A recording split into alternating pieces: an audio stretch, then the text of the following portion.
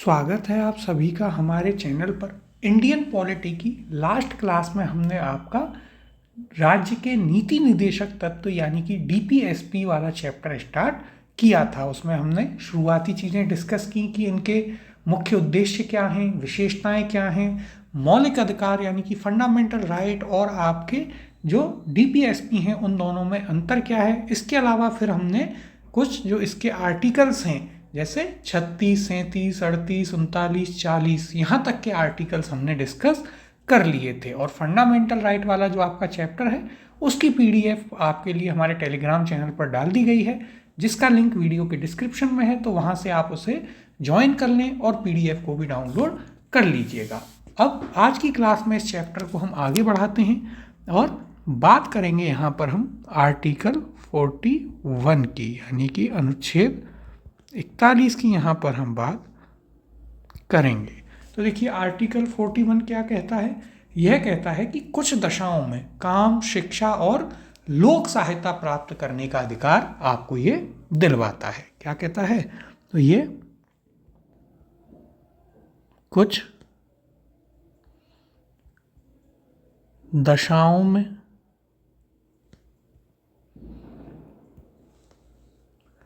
काम, शिक्षा और लोक सहायता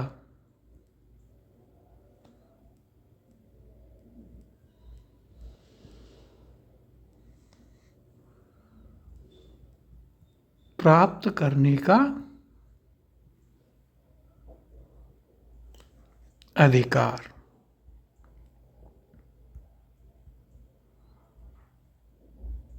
यानी कि यदि हम बात करें तो यह क्या कहता है? यह कहता है secure the right to work, education and public assistance in case of some circumstances. तो देखिए क्या कहता है? ये कहता है सिक्योर द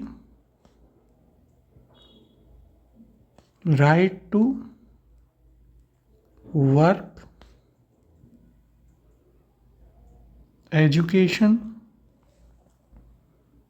public assistance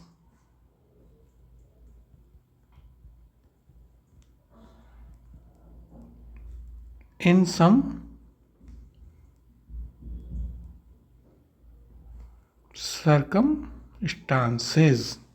तो देखिए यहाँ पर यदि हम बात करें तो अब इसे समझें कैसे कि आखिर ये ऐसी क्या क्या चीज़ें हैं जिससे आपको ये याद रहे। तो देखिए उदाहरण से हम समझते हैं इसको।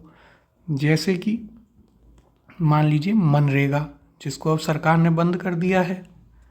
तो मनरेगा में क्या है कि साहब जो आपके लोग हैं, अनस्किल्ड लेबर है, ग्रामीण क्षेत्रों में न्यूनतम कार्य का अवसर इसके तहत दिया गया। इसके अलावा जैसे राजस्थान में आपकी चिरंजीवी योजना चलाई गई। तो देखिए यहाँ से आपको याद रहेगा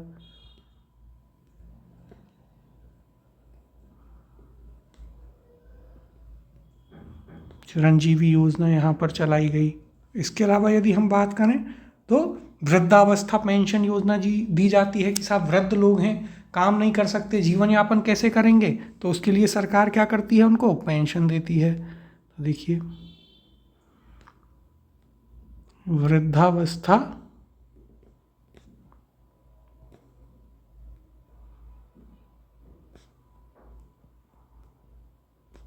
पेंशन योजना ये हो गई।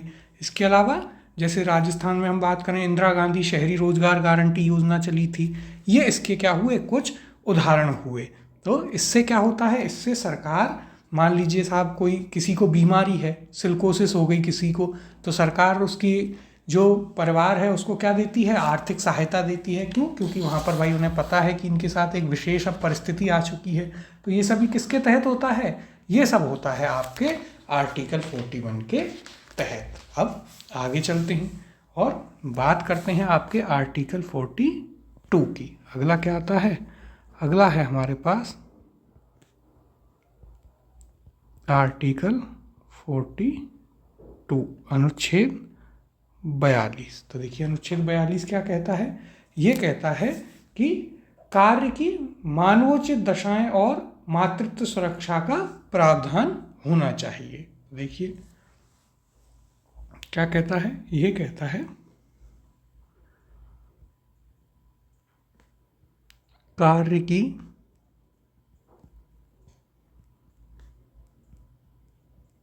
मानवोचित और न्यायसंगत दशाएं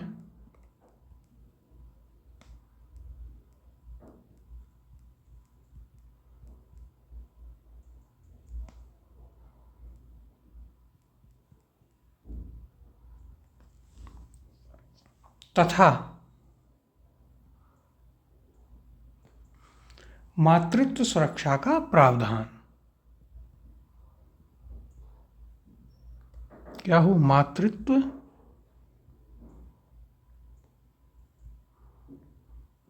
सुरक्षा का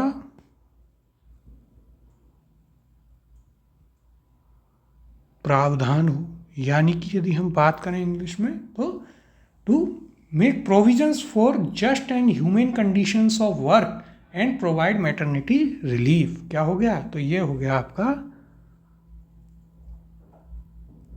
provisions for just and human यानी मानवीय कंडीशन ऑफ वर्क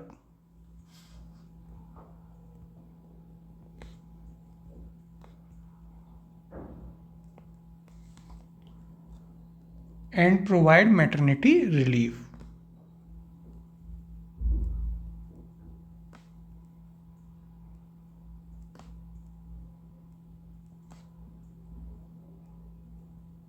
ये किसके तहत है? तो ये आपको आर्टिकल 42 के तहत दिया जाता है। तो देखिए यहाँ पर यदि हम बात करें तो इसी के तहत आपको एक चीज़ यहाँ पर याद रखनी है। क्या?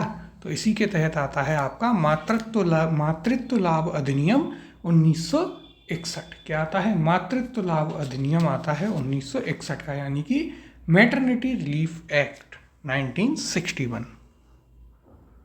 इसी के तहत क्या दिया गया है? देखिए इसी आर्टिकल के तहत, इसी के तहत मातृत्व लाभ अधिनियम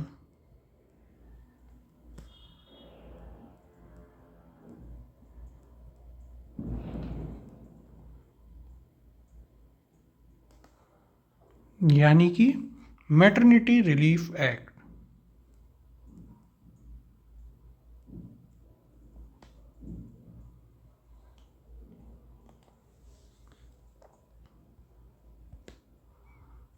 उन्नीस सौ 61 जो है वो लागू किया गया है।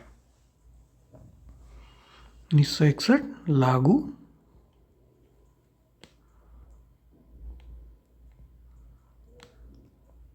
किया गया, जिसके तहत क्या होता है? जिसके तहत जो गर्भवती महिलाएं होती हैं, जो गर्भवती कार्मिक महिलाएं होती हैं, उनको 26 सप्ताह तक का सवेतन मातृत्व अवकाश दिया जाता है, यानी कि 26 वीक की उन्हें मैटरनिटी लीव दी जाती है और उसके लिए उनके कोई पैसे नहीं काटे जाते हैं, यानी कि उन्हें जो है पेमेंट के साथ में छुट्टी मिलती है और वो उस दौरान अपनी और अपने बच्चे के स्वास्थ्य की ओर ध्यान दे सकती हैं।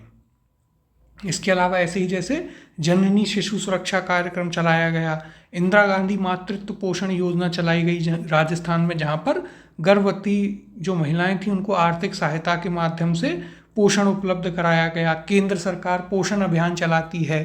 तो ये सभी क्या हैं? ये सभी योजनाएं इसी आर्टिकल के तहत चीज़ों को सुनिश्चित करने के लिए चलाई गई। अब जैसे यहाँ पर आप उदाहरण से याद रख सकते हैं, एक तो ये हो ही गया, दूसरा आप याद रखिएगा इंदिरा गांधी मातृत्व पोषण योजना जो राजस्थान में चलती थी, क्या है? इंदिरा गांधी मातृत्व पोषण योजना। तो इससे आपको याद रहेगा, देखिए यहाँ पर क्या है, कुछ कुछ स्कीम्स के हम आपको नाम बता दे रहे हैं। उसका फ़ायदा क्या है कि आप चीज़ों को लिंक कर पाएंगे, वहाँ से आपको याद रहेगा कि हाँ ये चीज़ उसके तहत थी। अब आगे चलते हैं और बात करते हैं अपने अगले आर्टिकल पर, जो कि है आपका आर्टिकल 43। कौन सा है? आर्टिकल 43 हो गया, अनुच्छेद 43। यह क्या करता है? तो ये कर्मकारों के लिए निर्वाह मजदूरी आदि, यानी कि इसमें सभी श्रमिकों को निर्वाह मजदूरी, बेहतर जीवन स्तर तथा सांस्कृतिक अवसर सुरक्षित करना। तो देखिए यह क्या बात करता है? यह कहता है कि सभी श्रमिकों को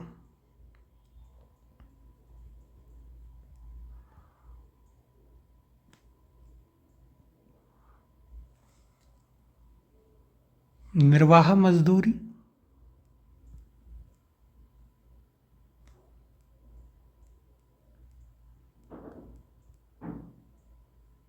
यानी कि उनको लिविंग वेजेस मिलें जिसमें वो अपना जीवन यापन कर पाएँ। इसके अलावा बेहतर जीवन स्तर,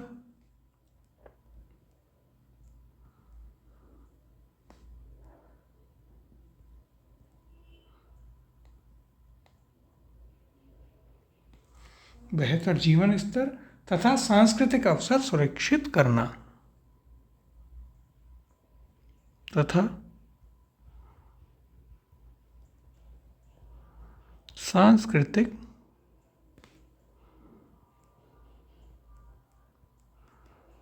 अवसर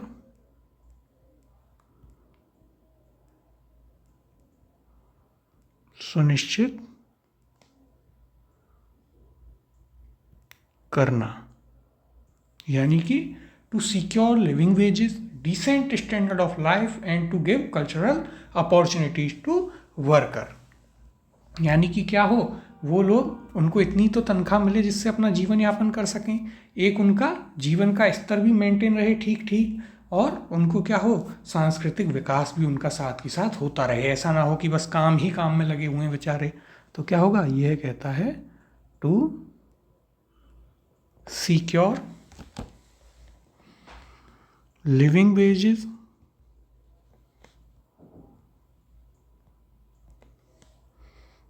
और a decent standard of life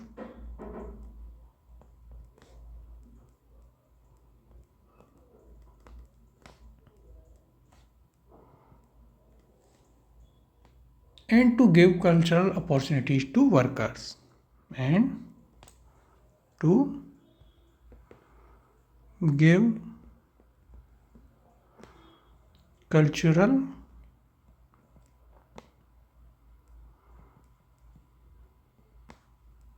opportunities to workers. ये क्या है? ये आपका आर्टिकल 43 कहता है। अब यहाँ पर इसके क्या हैं, कुछ क्लॉजेस भी हैं, उनकी बात करते हैं। तो देखिए इसमें पहला आता है आपका आर्टिकल 43A। कौन सा है? तो देखिए यहाँ पर आता है आपका आर्टिकल 43A। क्या कहता है आर्टिकल 43A?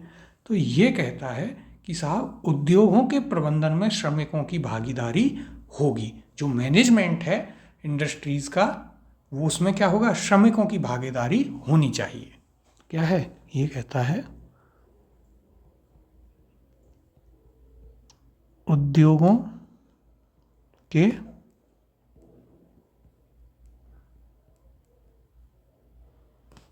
प्रबंधन में श्रमिकों की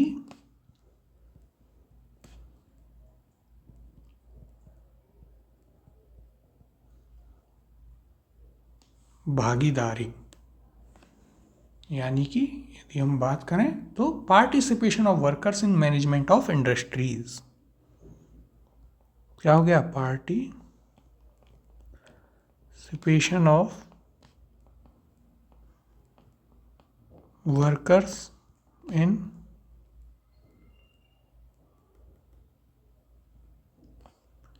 मैनेजमेंट ऑफ इंडस्ट्रीज। यानी कि आसान भाषा में, यदि बिल्कुल आसान भाषा में आप इसे समझना चाहते हैं तो ये क्या कहता है? तो ये कहता है कि साहब आप यहाँ पर उन्हें क्या बनाने की अनुमति देंगे, तो इसके तहत जो श्रमिक हैं वो अपनी यूनियन बना सकते हैं। यानी कि एक तरीके से आसान भाषा में यदि हम समझें तो क्या होगा, लेबर यूनियन बनाने का अधिकार।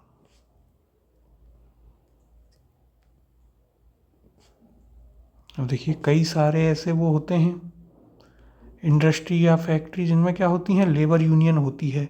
तो वहाँ पर क्या है, मैनेजमेंट अपने मन से ये नहीं कर सकता कि साहब अब से जो है शिफ्ट का टाइमिंग बढ़ रहा है, कम हो रहा है। वहाँ पर क्या होता है, लेबर यूनियन की सहमति जो है वो ज़रूरी है। वह आपने सुना होगा कि साहब लेबर हड़ताल पर चली गई उस फैक्ट्री में, तो वो क्या होता है, लेबर यूनियन के तहत ही होता है। यानी मैनेजमेंट अकेले ही कोई फैसला खुद से नहीं ले सकता, वहाँ पर श्रमिकों की भी रजामंदी जरूरी है। अब यहाँ पर एक इम्पॉर्टेंट चीज़ आपको याद रखनी है कि ये जो आर्टिकल 43A है, इसे 42वें संविधान संशोधन अधिनियम 1976 द्वारा जोड़ा गया था। तो देखिए इसे 42nd कॉन्स्टिट्यूशनल अमेंडमेंट एक्ट 1976 द्वारा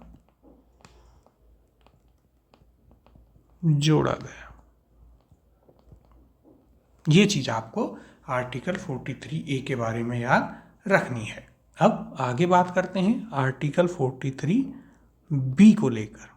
देखिए अगला है आपका आर्टिकल 43B। यह क्या कहता है, तो ये कहता है आपसे साहब कि सहकारी सोसाइटी जो हैं उनका संवर्धन। किसकी बात करता है, कॉरपोरेट सोसाइटीज़ की। क्या कहता है, सहकारी सोसाइटियों का संवर्धन।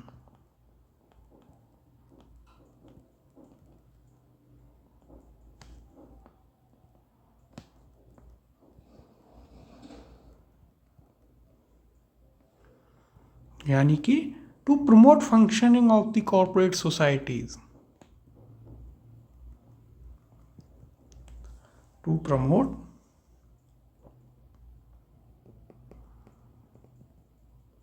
functioning of the cooperative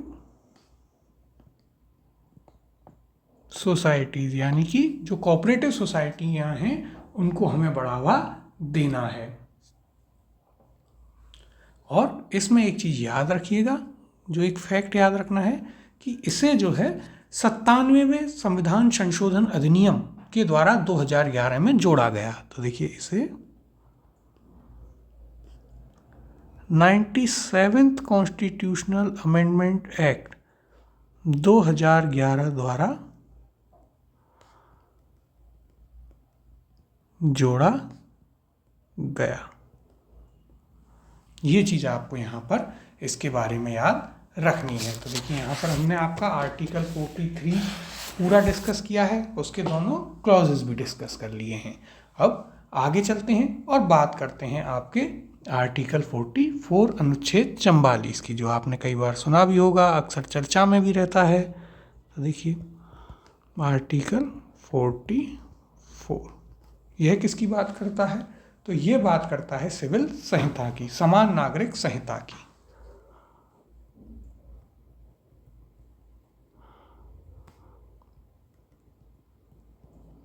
समान नागरिक संहिता यानी कि यूनिफॉर्म सिविल कोड की ये बात करता है।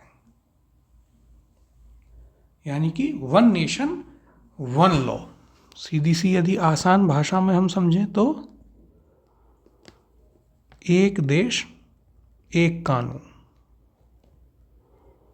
बहुत ही आसान भाषा में आप इसको इस प्रकार से समझ सकते हैं कि एक देश एक कानून, यानी कि धर्म, जाति, लिंग आदि के आधार पर भेद किए बिना नागरिकों के लिए शादी, तलाक, गोद लेना, उत्तराधिकार, संपत्ति, इन जैसे मामलों में नियम लागू किए जाते हैं। तो ये चीज़ आपको यहाँ पर याद रखनी है। और एक चीज़ सभी जानते हैं कि देखिए कुछ एक दो फैक्ट्स जो सबको याद रहता है कि साहब यूनिफॉर्म सिविल कोड लागू करने वाला पहला राज्य,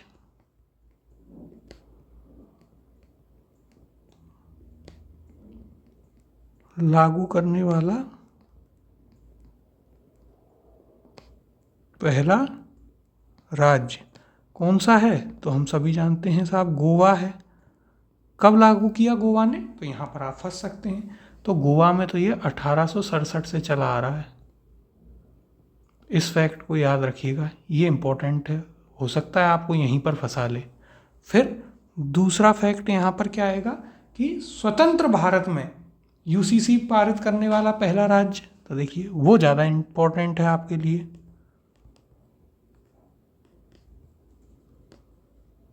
इंडिपेंडेंट इंडिया में, स्वतंत्र भारत में यूनिफॉर्म सिविल कोड पास करने वाला या यूनिफॉर्म सिविल कोड पारित करने वाला पहला राज्य या लागू करने वाला पहला राज्य।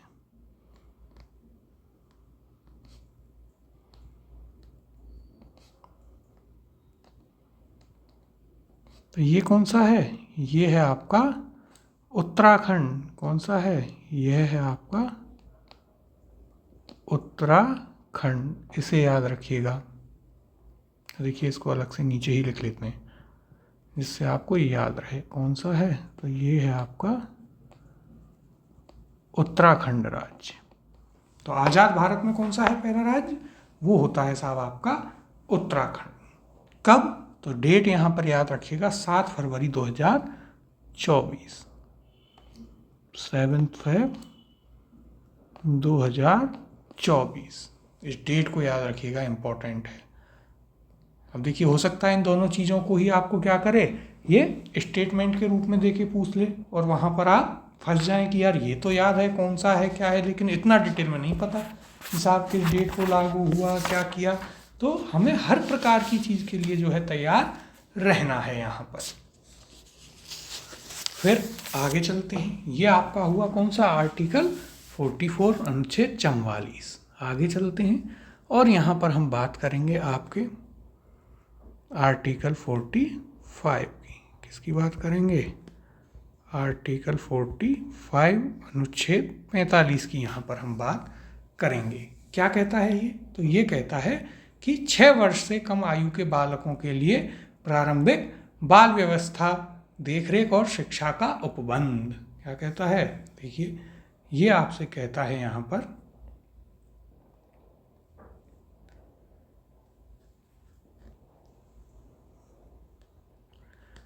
6 वर्ष से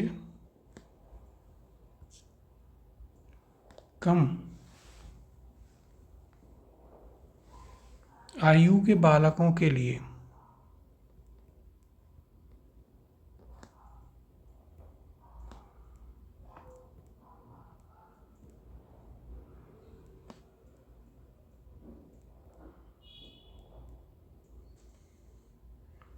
प्रारंभिक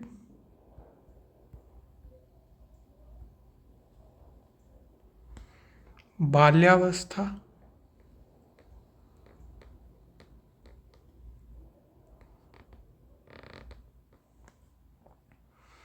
व शिक्षा का उपबंध। प्रारंभिक बाल्यावस्था, देखरेख व शिक्षा का उपबंध।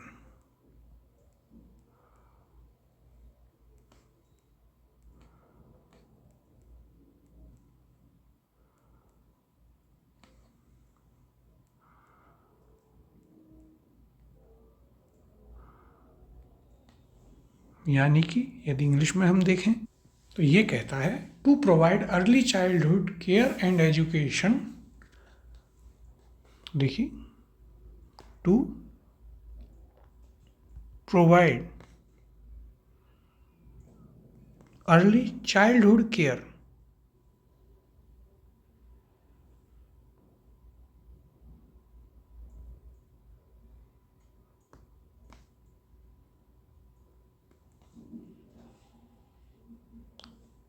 टू चिल्ड्रन बिलो 6 ईयर अब इसको आप कैसे याद रख सकते हैं? तो इसको आप उदाहरण से याद रखिए कि आंगनवाड़ी केंद्र जो चलते हैं,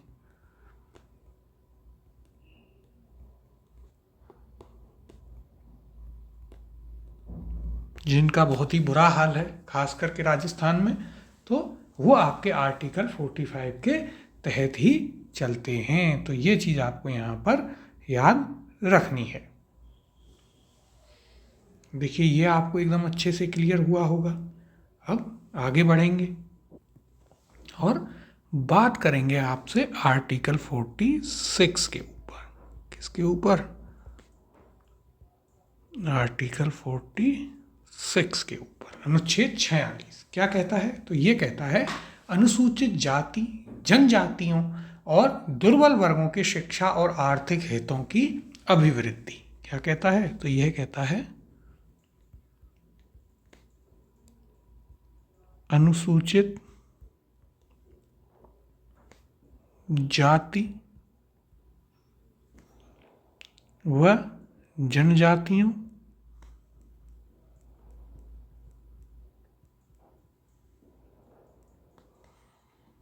और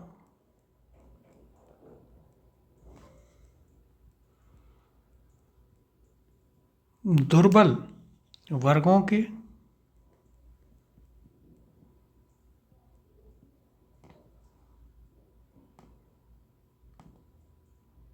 शिक्षा और आर्थिक हितों की अभिवृद्धि, या फिर और आर्थिक हितों को बढ़ावा।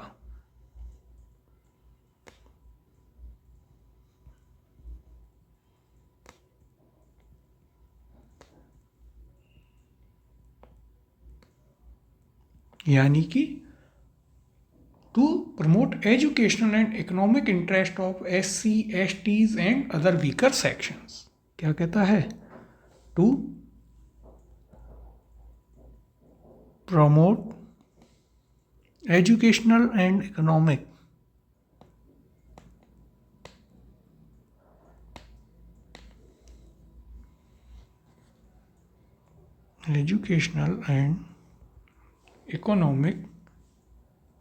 interests of the SCs, STs and other weaker sections।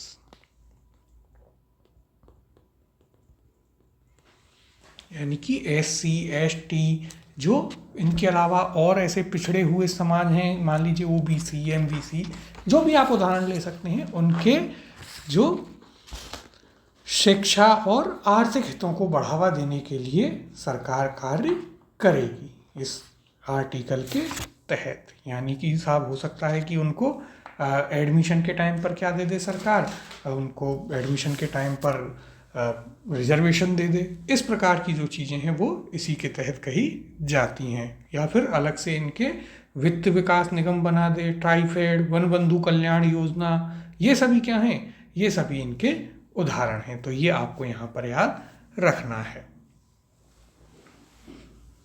जैसे मान लीजिए उदाहरण के लिए ले लेते हैं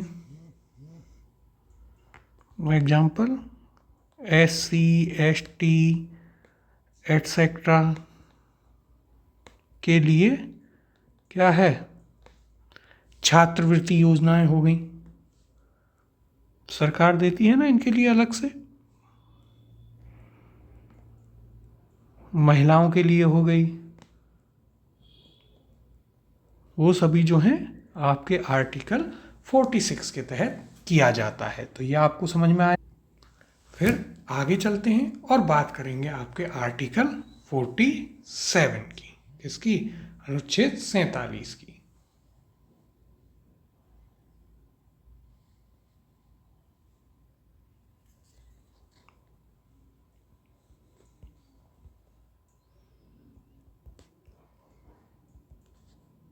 आर्टिकल 47 क्या कहता है ये? तो ये कहता है कि साहब सरकार जो है वो लोक स्वास्थ्य को बढ़ावा देगी, जीवन स्तर को ऊंचा करेगी और पोषाहार वगैरह बढ़ाएगी। इसके अलावा नशीले पेय पदार्थ, दवाइयों और इन सभी को प्रतिबंधित करेगी। तो यह क्या कहता है, तो देखिए इसके तहत सरकार क्या क्या कर सकती है। सरकार नशीले पेय पदार्थों,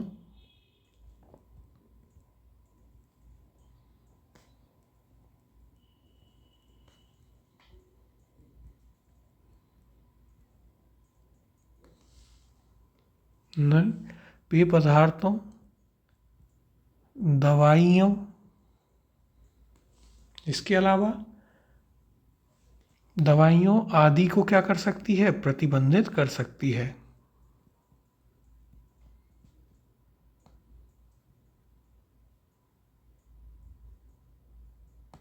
प्रतिबंधित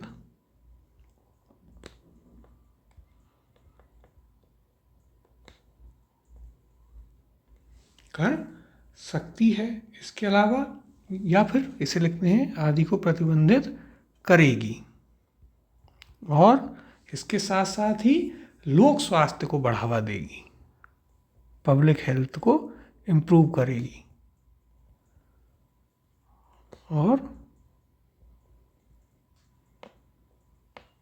लोक स्वास्थ्य को क्या करेगी, सरकार बढ़ावा देगी।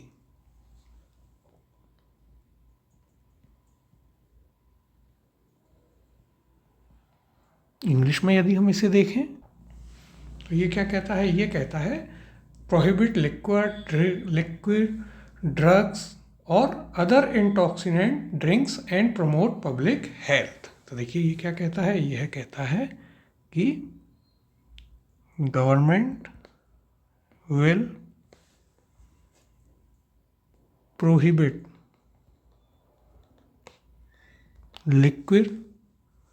लिक्वर यानी कि शराब, फिर ड्रग्स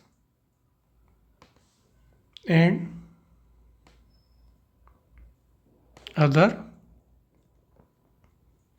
इंटॉक्सिकेटिंग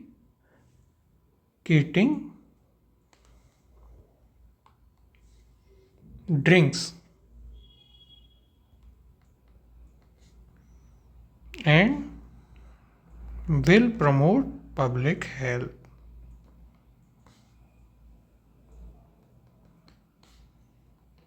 यानी कि सरकार इसके तहत क्या कर सकती है कि साहब सरकार को लगे यार इस चीज़ से नशे को बढ़ावा मिलेगा और क्या होगा, आम जनता का जो स्वास्थ्य है उसको भी काफ़ी हानि होगी। तो सरकार वहाँ पर क्या करेगी, सरकार साहब उस दवाई को या उस पदार्थ को बैन कर देगी और उसके बाद में कोई मान लीजिए कुछ ऐसी योजनाएं लाएं जिससे पब्लिक हेल्थ काफ़ी अच्छी हो। जैसे हमारे यहाँ राजस्थान में चिरंजीवी योजना हो गई, इस प्रकार की चीज़ें सरकार लाएगी, उनको क्या देगी, बढ़ावा देगी।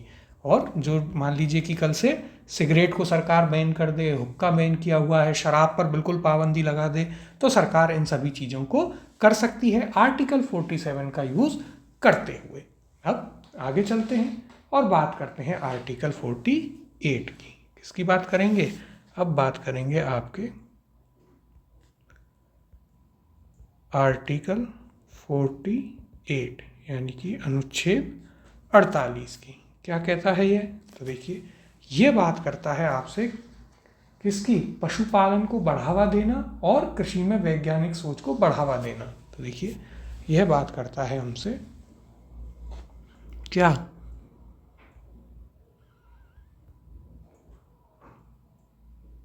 पशुपालन को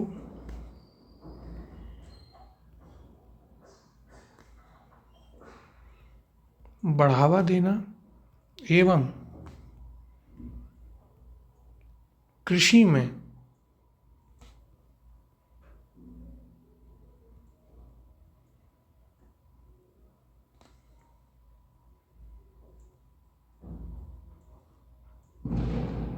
वैज्ञानिक सोच को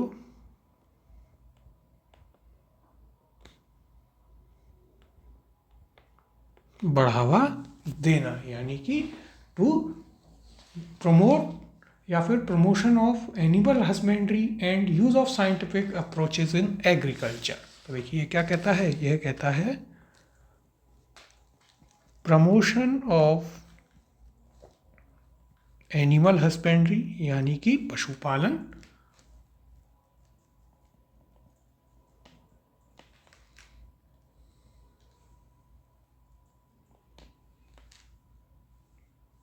and use of scientific approaches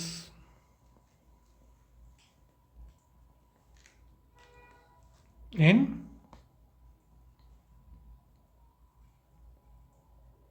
agriculture. यानी कि अब देखिए तो बहुत आसान सा है कि साहब सरकार क्या करेगी, पशुपालन को बढ़ावा देगी। जैसे राजस्थान में आपके मुख्यमंत्री दुग्ध उत्पादन योजना है, जिसमें 5 रुपये का संबल दिया जाता है प्रति लीटर दूध पर। तो उस प्रकार की जो योजना पिछली सरकार में लाई गई थी, वहाँ से आप याद रख सकते हैं। तो देखिए उदाहरण के तौर पर लिख लेते हैं जिससे आपको चीज़ें कनेक्ट हो जाएं। जैसे मुख्यमंत्री पशुपालन, मुख्यमंत्री दुग्ध उत्पादन संबल योजना क्या है, दुग्ध उत्पादक संबल योजना, जो पिछली सरकार थी राजस्थान में उसके द्वारा ये लाई गई थी। आपने पढ़ा होगा क्या होता था इसमें। इसके तहत जो सरकार है वो क्या करती थी, जो दुग्ध उत्पादक होते थे उनका दूध जितने में भी बिके वो तो ठीक है, उसके अलावा हर लीटर दूध पर उन्हें 5 रुपये सरकार अपनी तरफ से देती थी, जिससे क्या हो, वो पशुपालन को बढ़ाएं, पशुपालन में बढ़ोतरी करें, दुधारू पशुओं को और अच्छे से पाल सकें। ये क्या था, ये सरकार की स्कीम थी उस चीज़ के लिए। फिर इसके अलावा जैसे यहाँ पर दे रखा है कृषि में वैज्ञानिक सोच को बढ़ावा देना, तो उसके लिए सरकार क्या करती है, साइंटिफिक अप्रोच एग्रीकल्चर में बढ़ाने के लिए सरकार ये करती है कि साहब किसानों को डीएपी जो है वो बहुत ही कम दाम पे उपलब्ध करा दी। उनको कोई नई तकनीक आई किसानी की, मान लीजिए इरिगेशन के लिए, सिंचाई के लिए उसे फव्वारा पद्धति काम में लेनी है, स्प्रिंकलर सिस्टम, तो उस पर कुछ सब्सिडी दे दी, जिससे किसान क्या करे, अपनी खेती में वैज्ञानिक सोच को बढ़ावा दे, साइंटिफिक अप्रोच को काम में ले। तो ये सारी चीज़ें सरकार करती है। फिर अब यहाँ पर इसका एक जो क्लॉज है उसकी भी बात करते हैं, वो है आपका आर्टिकल 48A। कौन सा है, ये आता है आपका आर्टिकल 48A।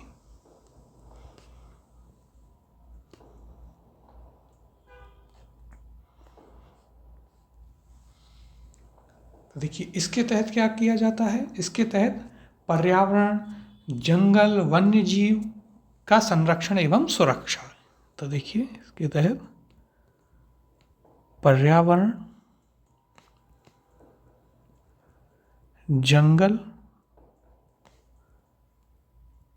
वन्य जीव, वन्य जीवों का संरक्षण एवं सुरक्षा।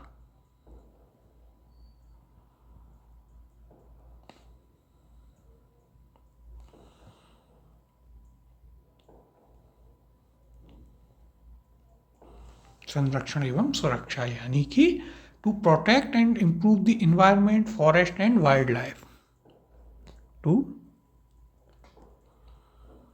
प्रोटेक्ट एंड improve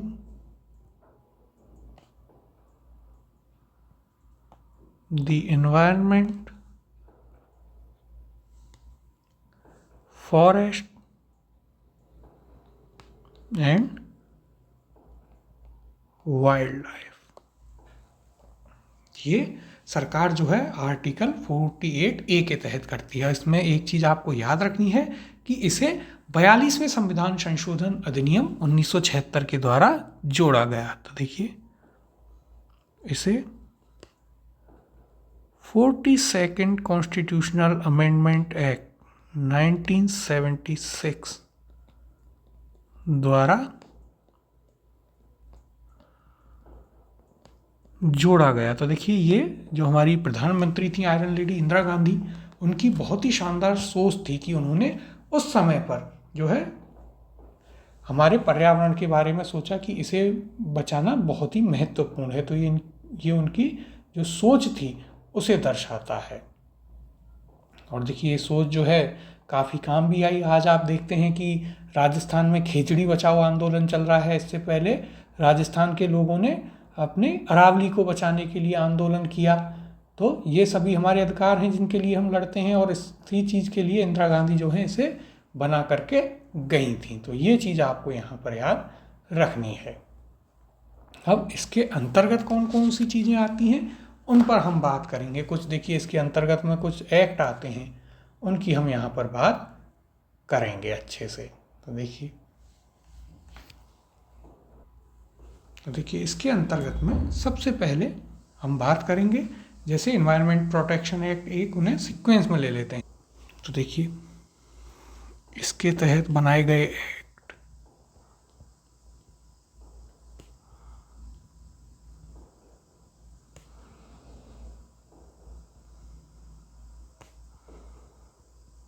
इसके तहत बनाए गए एक्ट कौन कौन से हैं। तो पहला यहाँ पर हम बात करेंगे आपके इन्वायरमेंट प्रोटेक्शन एक्ट की।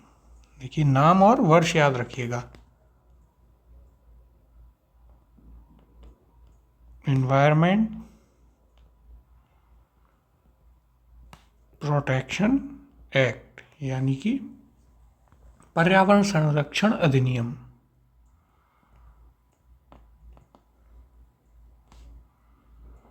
पर्यावरण संरक्षण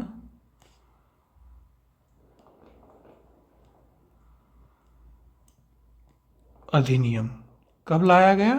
तो यह लाया गया था 1986 में, 1986। फिर दूसरा आप यहाँ पर याद रखिएगा फॉरेस्ट कंजर्वेशन एक्ट, राष्ट्रीय वन नीति या राष्ट्रीय वन अधिनियम।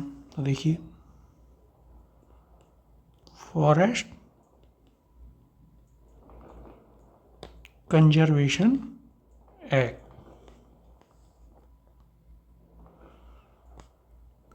वन संरक्षण अधिनियम।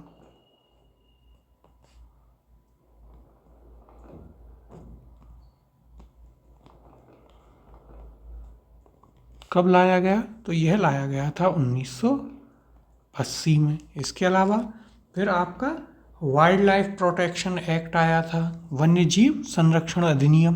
देखिए तीसरा है आपका वाइल्ड लाइफ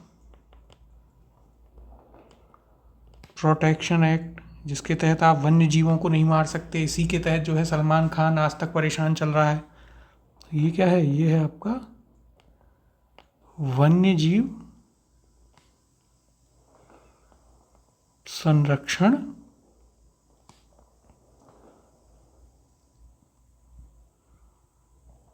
अधिनियम। कब आया? तो ये आया आपका 1972 में। इसके अलावा यदि हम बात करें तो आप ले सकते हैं साहब वाटर पॉल्यूशन प्रिवेंशन एक्ट।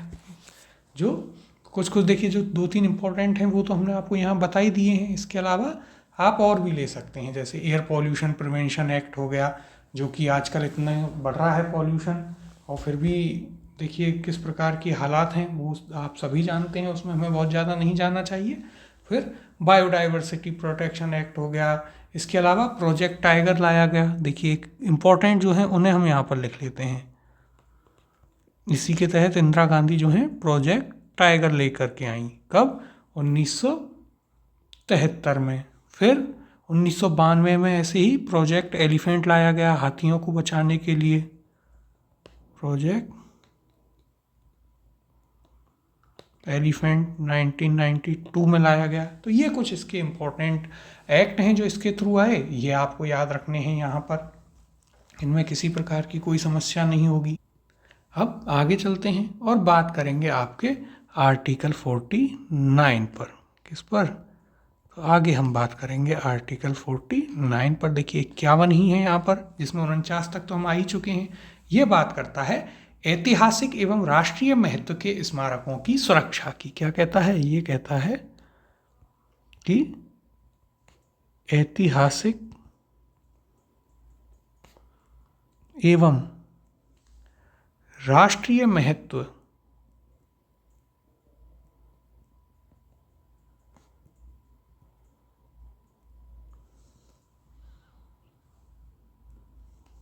के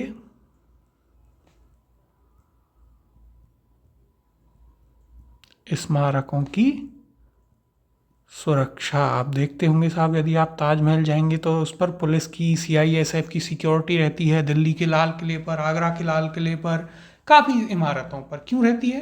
क्योंकि वो हमारी ऐतिहासिक चीज़ें हैं, राष्ट्रीय महत्व की चीज़ें हैं, उनकी सुरक्षा करना बहुत ही हमारे लिए ज़रूरी है। तो देखिए ये कहता है प्रोटेक्शन ऑफ किसका प्रोटेक्शन करना है हमें? Monument of historic and national importance. Protection of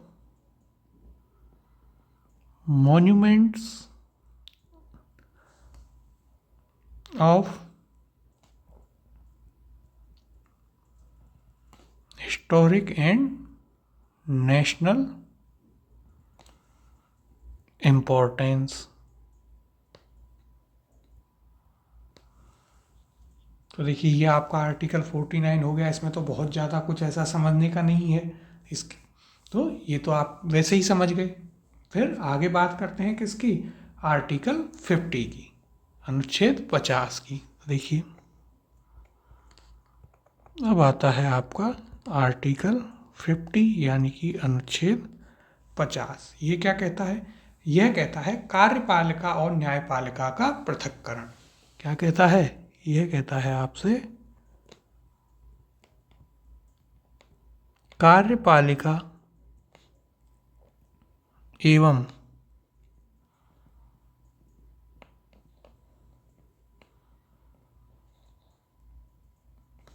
न्यायपालिका का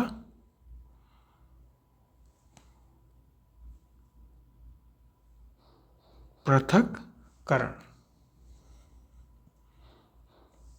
यानी कि separation of judiciary and executive.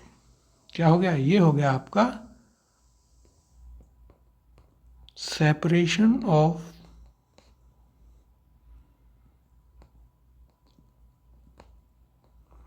Judiciary and executive. ये किसके तहत किया जाता है? आर्टिकल 50 के तहत ये किया जाता है।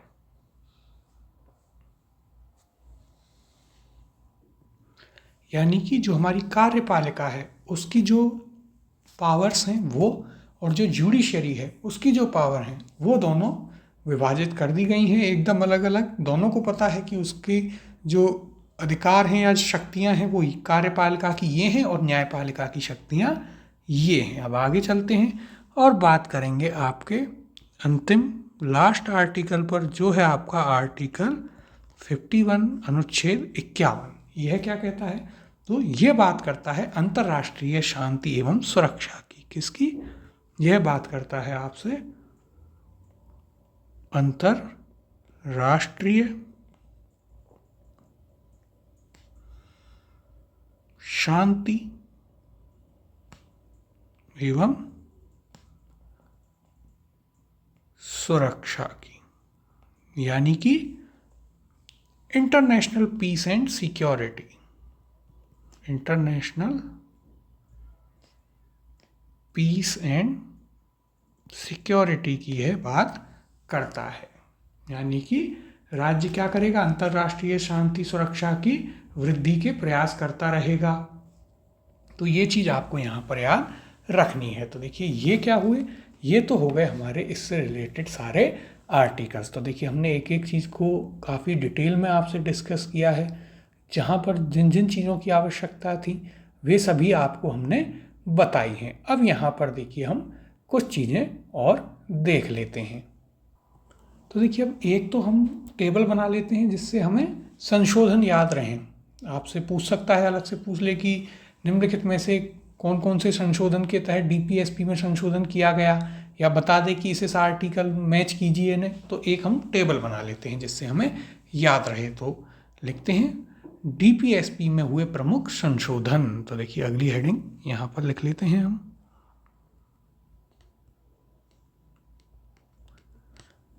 डीपीएसपी में हुए प्रमुख संशोधन यानी अमेंडमेंट।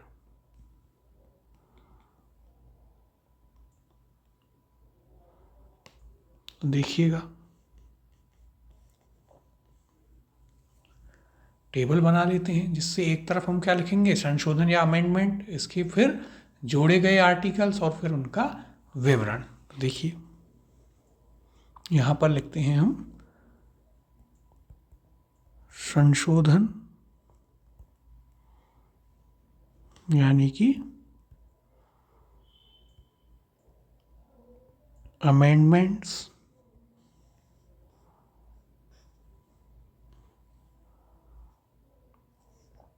फिर यहाँ पर बात करते हैं जोड़े गए आर्टिकल्स, यानी कि कौन कौन से आर्टिकल्स वहाँ पर जोड़े गए हैं, अनुच्छेद। और फिर हम बात करते हैं यहाँ पर किस चीज़ की, फिर यहाँ पर आप उनका विवरण देखिए, हम ऊपर लिख ही चुके हैं। तो आपको तो मुख्यतः ये दो चीज़ें याद रखनी है, इनकी हम टेबल बना लेते हैं जिससे आपको याद रखने में भी आसानी हो।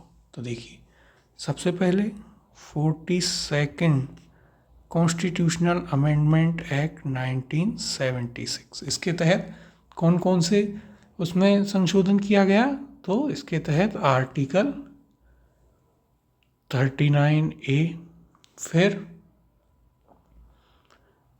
39F, इसके अलावा 43A और 48A, ये इसके तहत जोड़े गए। देखिए सीधे कोई कन्फ्यूजन ही ना रहे।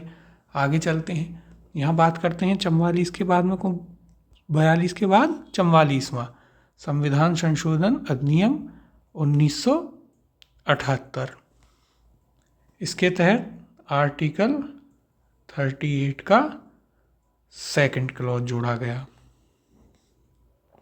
अब ये कौन कौन से हैं वो डिटेल में हम आपको ऊपर बता ही चुके हैं। 38(2) कौन सा है, आय और प्रतिष्ठा की असमानता को कम करना। फिर अगला देखते हैं, तो अगला संविधान संशोधन किया गया आपका 86th constitutional amendment act 2002।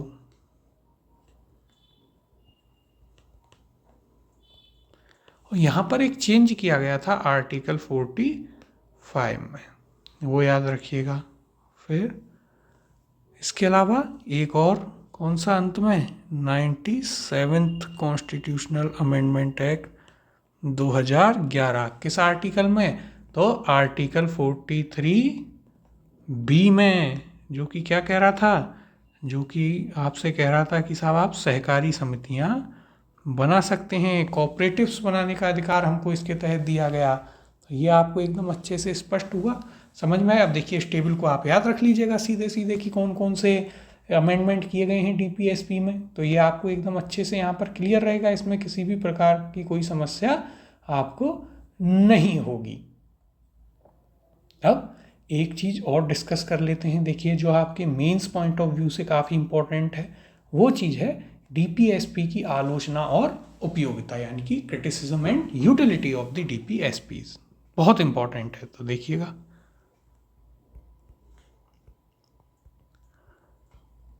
DPSPs की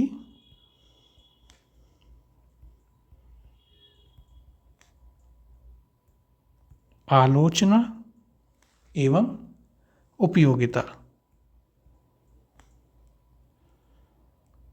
ये आपके मेंस में जो है सीधा सीधा प्रश्न हो सकता है, या फिर स्टेटमेंट बना के प्रीलिम्स में भी दे दे। तो देखिए क्या है, ये है आपकी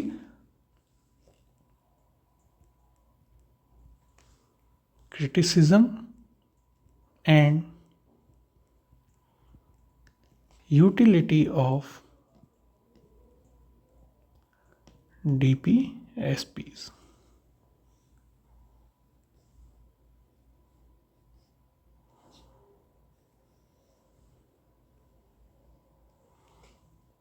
तो देखिएगा यहाँ पर सबसे पहले बात करते हैं कि आलोचनाएं क्या क्या हैं डीपीएसपीज की। क्या क्या आलोचना हो सकती है, यानी क्रिटिसिज्म। तो देखिए, सबसे पहला हो सकता है कि इनकी कोई कानूनी शक्ति नहीं है, जो हम कहते हैं नॉन जस्टिसिएबल हैं साहब। तो इनका क्या है, कोई इनको लागू करना कोई बाध्यकारी नहीं है, कोई कानूनी शक्ति नहीं है। सरकार यदि नहीं भी लागू करे तो भी आप उसका कुछ नहीं कर सकते। दूसरा, इनका कोई तर्क संगत वर्गीकरण नहीं है, आपस में मिक्स हैं। कुछ आपको देखिए गांधीवादी समाजवादी में भी मिल जाएंगी। तो इनका क्या है, तर्क संगत क्या नहीं है, वर्गीकरण नहीं है।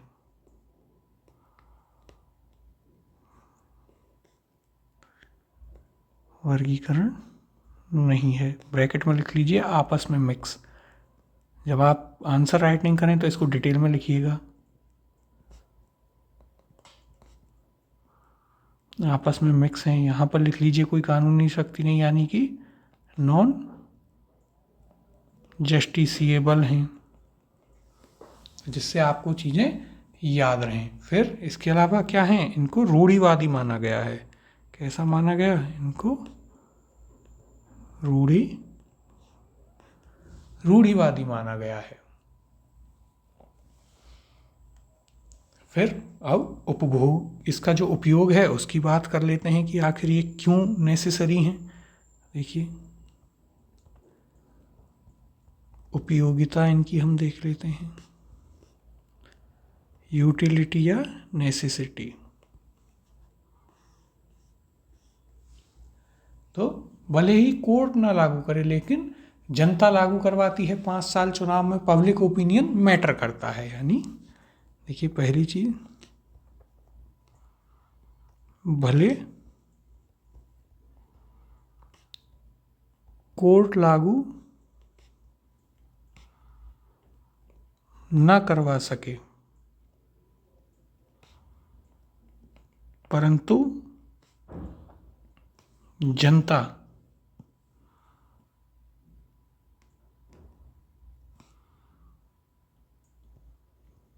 अपने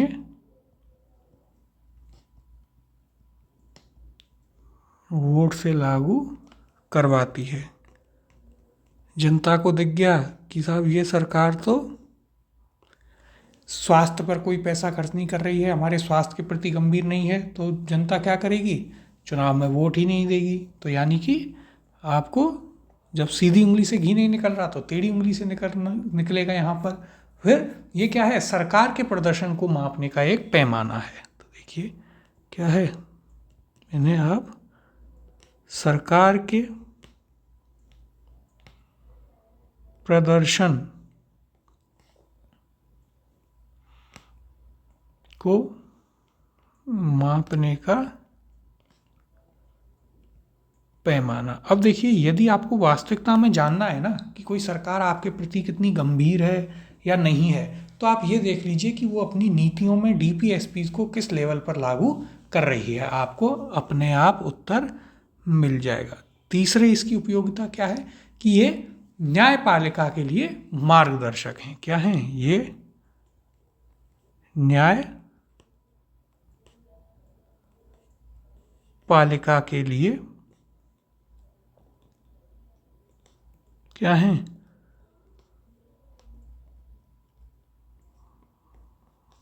मार्गदर्शक हैं।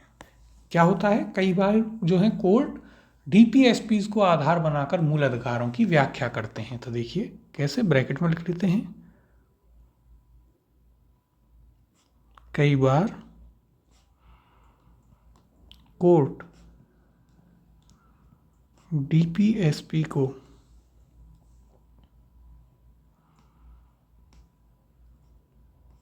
आधार बनाकर क्या करते हैं, एफआर्स की व्याख्या